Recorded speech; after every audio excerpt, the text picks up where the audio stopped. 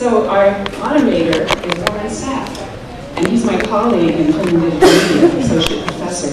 And he's a software designer and media theorist. And design commentary fit into responses and a dialogic approach. And I believe, if I remember correctly, in that one I was really taken with the idea that it would explore and symbolize who was more or less on top, who had won the conversation. And it wasn't by beating up other, verbally, other people. It was by whose language has been adopted by the other presenters, the other commentators. And so I give you Warren Sack, and he will continue from there. Well, welcome again to everybody. We have really a luminary group here. The panelists have been asked to consider the following question. Are there particular technological developments or innovative organizational frameworks that have contributed to collaborative authorship or agency? So, as I said, it's a luminary group of people, and I encourage you all to read their full bios on the conference website. But in consideration of our compressed time format, what I'm going to do in my introductions is highlight the proposed question by largely focusing on novel forms of collaborative authorship that the panelists have engaged in their work. So I'm going to go from E.G. Crichton, who is an associate professor of art here. She often works within community settings and collaborates across disciplines with performers, writers, scientists, composers, and others. And today she's going to address us as the artist-in-resident for the GLBT Historical Society, where she has developed a work entitled Lineage Matchmaking in the Archive. And in the project, she matches living participants with the archive of someone who has died. And I think the project pushes us to reconsider how writers and artists have engaged works from the past. David Evan Harris, to her left, is Executive Director of Global Lives Project and Research Affiliate at the Institute of the Future, where one of his former colleagues has just won the Nobel Prize for pioneering work in fiber optics.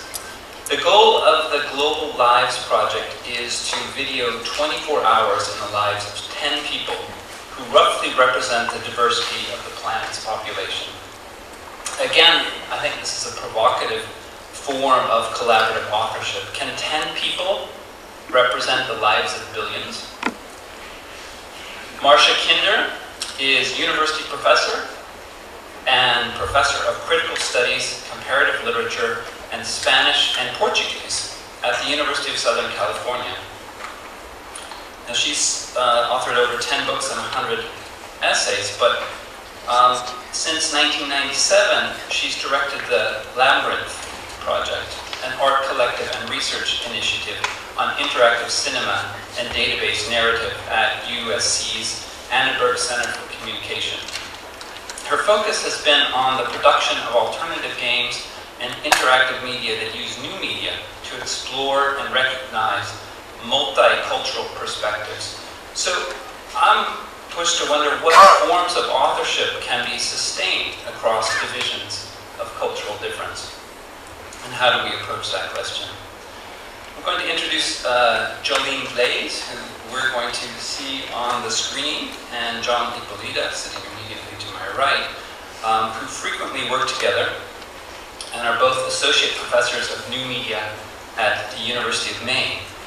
In 2006, they wrote a book together entitled At the Edge of Art, in which they ask us to consider art metaphorically as an antibody and technology as a virus in an extension to McLuhan's corporeal vocabulary for probing new media. Articulated as an antibody, art is considered to be responsible for the social body, or the body politic.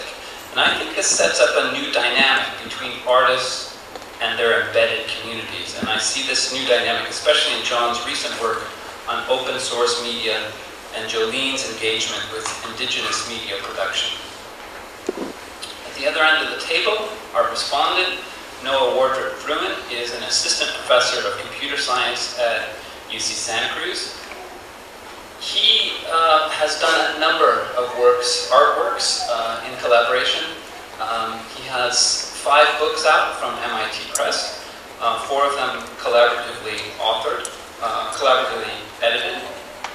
His last book, Expressive Processing, really challenged the whole notion of this part that's very important to collaborative authorship, of peer review. They supplemented MIT Press's peer review process by asking contributors, readers, to his collaborative blog, Grand Text Auto, that he does also with Michael Matthias, who was on the last panel, to perform an open critique of the text. So on the one hand, you've got MIT Press running a review of the book that more or less happens in closed doors. But this was an open critique and produced a very different kind of interaction. He's got at the end of the book an explanation of how that actually changed the book, which I think is really interesting insights into collaborative authorship.